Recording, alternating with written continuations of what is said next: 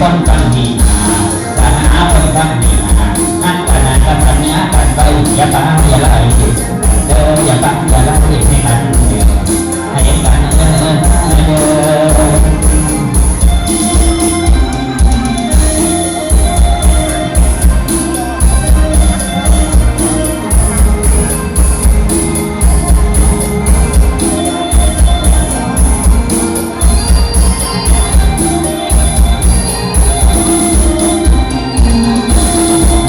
ของภาคอีสานของลำของภาคอีสานดูกันมาไล่ตามสาขากินเสียงเพลงโรมาเสียงพินเสียงเพลงโรมาลำใหญ่ไปหาลำว่าลำเพินต้องยาวเสียงดังเถินต้องยาวเสียงดังเถินมาเลยลำเพินใส่ทุ่งบางปานเสียงพินดังกองไปไกลเสียงพินดังกองไปไกลตรงลำเสียงใสเพื่อเพลงอีสานบาลดงตั้งแต่โบราณบาลดงตั้งแต่โบราณสันมาดูตาใหญ่เบาเสียงพินเสียงเพลงไม่เบาเสียงพินเสียงเพลงไม่เบาอินดานก็เราบอกว่ามีเสียงเพลงผู้แสดงได้ยาวไปสวยแสดงได้ยาวไปสวยจะเสียงไปพอเสียงโอ้เสียงพินนะเสียงพอเสียงโอ้เสียงพินเสียงพินต้องสลับน้ำนิ้วน้ำนิ้วน้ำนิ้วน้ำนิ้วน้ำนิ้วน้ำนิ้วน้ำนิ้วนิ้วเป็นใส่กับจังสันจังว่าเสียงนุ่มเสียงนุ่มจังว่าเสียงนุ่มเสียงนุ่มจังดอกสุ่มมาลำก่อนมาลำก่อนเราเกิดมาเป็นคนไทยเราเกิดมาเป็นคนไทยจงสุขสมใจได้เที่ยวได้ดีจงเที่ยวไปทั่วแผ่นดินจงเที่ยวไปทั่วแผ่นดินพอดังโลกินเดียวกันมาว่าอาดักเขาจะเข้ามาอาดักเขาจะเข้ามาบังบังอะไรก็ยินดีคิดเสียที่นำกันยังพอคิดเสียที่นำกันยังพอก็เป็นพอพอไปยาเอาแต่ต้องลุกไปไปหลังไปเชิญเที่ยวจะมาดูดอนเชิญเที่ยวจะมาดูดอนไปทัศนจรนั่งเที่ยวที่ดอนนะไปดูกระดูกของพ่อไปดูกระดูกของพ่อมีสะพานสถานที่ไปดูว่าได้ชาลีไปดูว่าได้ชาลีนับวันทันทีที่บ้านที่นะน้องมาจากละประเทศดงเรืองมาจากละประเทศดงเรืองมาสิ้นเดือนคุณเลือกแดนสุราพันนายกได้พัฒนานายกได้พัฒนาแสดงสุขาเสริมท่านนายกได้ตกลงนายกได้ตกลงเสริมส่งจะจงทางเป็นผู้นำเทศบาลหัวหน้าผู้นำเทศบาลหัวหน้าเจ้าพระชามีอุดมทรงเสือทรงเสือทรงเสือทรงเสือทรงเสือทรงเสือทรงเสือนี่ถนนสวนหาดาวเรืองต้องหาจะไปงานไปอยากไปนี่น้องเก๋บันยู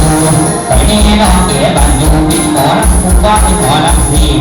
ลำผู้ว่าเป็นหมอลำสีคนชายจะยิ่งก็เจอดังก็มาเจอได้เที่ยวจังหวัดกาฬสินธุ์นะเป็นเที่ยวจังหวัดกาฬสินธุ์ที่น้ำตาเมืองโบราณดังซาเทสุญญาไม่ไกลไม่ไกลเท่าหมดไปอยู่ตรงมาลาไซไม่กันไม่ไกลก็เชิญไปดูสิ่งนี้ผ้าไหมไปดูสิ่งนี้ผ้าไหมหนุ่มสาวผู้ไปอยู่ที่ภูเขาโอ้ไปมาสงขอเชิญไปเที่ยวใจมาสงขอเชิญไปเที่ยวไปคนเดียวนั่งดอกบัวการทำงานไปไกลไปไกลไปไกลไปไกลเป็นแค่ชมไปมายินเนื้อไปหาเที่ยวไปคนเดียวนั่งมันดอกบัวการทำงานไปไกลไปไกลไปไกลไปไกลเป็นแค่ชมดอกงานไปต้นตั้งตาหน้าคนเมืองนักตาหน้าประสานงานกันไปอย่าบ้าอย่าไล่เจออย่าบ้าจะไล่ให้กันให้กันเดิน